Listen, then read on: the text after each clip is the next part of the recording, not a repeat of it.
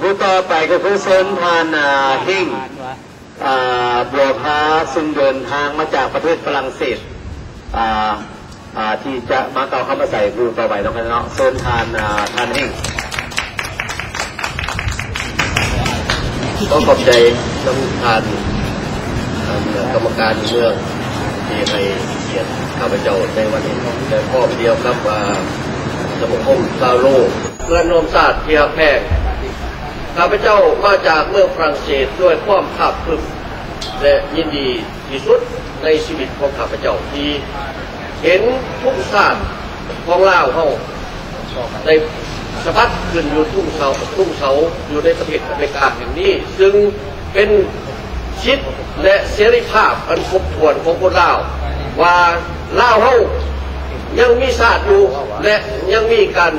ต่อสู้อยู่เพื่อคนลาวจนถึงให้มีความสำเร็จในเสรีภาพประชาธิปไตยทุกหนแห่งของคนลาวดังนั้นข้าพเจ้าก็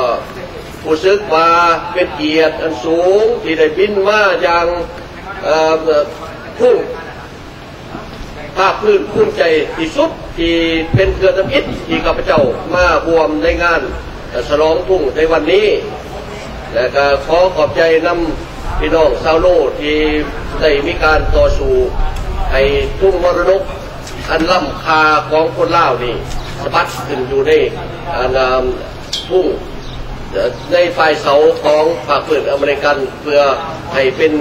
ทฤษฎีแวนแย่งแก่ผู้ที่บ่เข้าใจหรือว่า